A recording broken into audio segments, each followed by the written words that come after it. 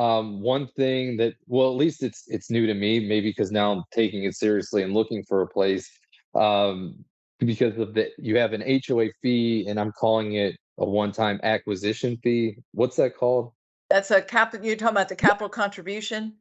Yeah, it's a Yes. capital And is that contribution. They just started doing this on a couple communities. I don't know what, last It 2 or 3 goes to years. offset a lot of budget costs throughout the year. They put it in there for the okay? clubhouse. Let's say they want to renovate the clubhouse. Oh, we got 10 grand. Let's put some new Okay. carpet or whatever, buy some new furniture. Yeah, that's what they You use did it not for. have anything to do with the rise in insurance costs? No, That No, no, okay. no. Okay. no. Okay. It's basically all used for some kind of community improvement, If they're going to raise, but every buyer pays it in most communities right, when they if, come in. if they're going to raise HOA, it's typically the cost of things. Like ours just got Right. raised Mhm. You know, how inflation issue, because insurance last went year's up. went off. Everything went up. Our lawn and landscape went up, the pool guy, the Mhm. cleaning, everything. So we had to raise the HOA. Gotcha. Okay. That makes sense. But yeah, I mean, Yeah. even though looking for the future, right? So when you're paying HOA fees or you're paying condo fees, let's say that you're buying into a 100-unit building, right? And they've been reserving money for 10 years for the painting for a few years from now. And that painting 10 years ago was figured at it's going to be $250,000. 2 or 3 years from now, it's probably already at 300 or 400,000. yeah. You're probably going to be at 500,000 in a few more years to paint that entire building, right? Right. So that is so hard to keep up with. And then if you don't have the right people on your board and you don't have the right advisors in building those reserves, then as an investor in a place like that, you're looking at a special assessment. Now we're all going through special assessments just from storm damage Just from right now. storm damage. Yeah. Our community had $300,000 worth of damage between clubhouse roofs, electrical, irrigation pumps. Man, you name it, 300,000, and we just got a great 3 checks from our insurance company for $38,000.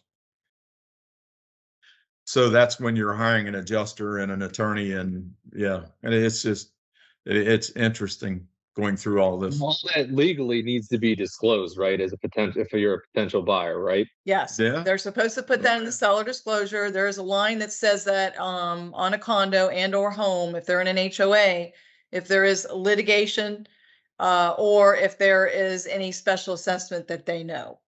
But I always just tell the buyers, we're not going to gamble on the disclosure. Here's the management company's number. We're going to call them. You guys are going to call them, and I'm going to say, hey, what do you guys got is there any up and coming assessments that you know of? By the time you guys are ready here in April, pretty much most of these communities have already put their special assessment in.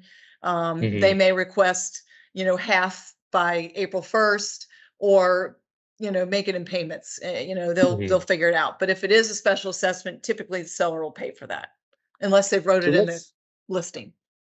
That's a really good tip. I mean, if you're looking, and let's say you're like us and you found a couple neighborhoods that you like, pick up the phone, call that management company. You gotta call the management company. I don't do it because I don't want to give the information to you incorrectly. I think you need to hear it for yourself. Yes. And that way you can ask questions. Okay, well, what about pets? What's the limit? What about the pool? And you can ask all the questions you want. What about the budget? How often do you guys meet at board meetings? That's that kind of thing, because there's no way we can figure all that out, nor remember each community on that. And we don't, Exactly. we assist our customers in any way we can, We do. but customers by and large don't read the contract that they sign No.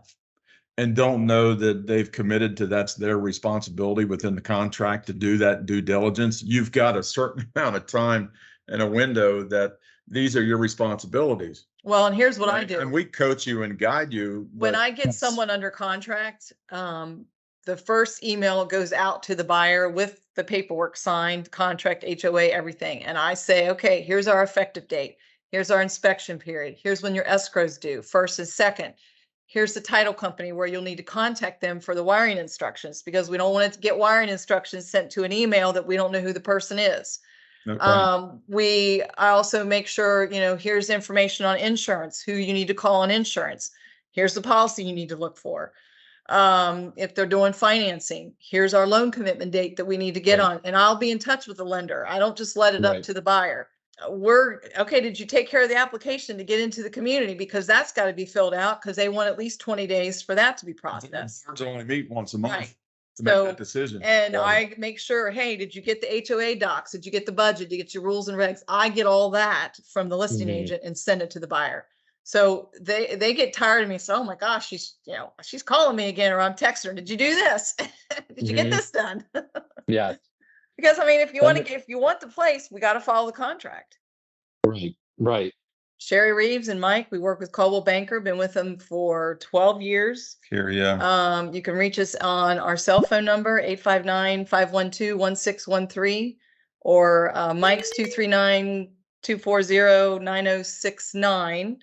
It shows or up in her phone as Mike. It's why it's hard to know the number. I didn't keep track of it. But we have our cell phones on us all the time. You can reach us pretty much anytime, and we'll answer any questions anybody has.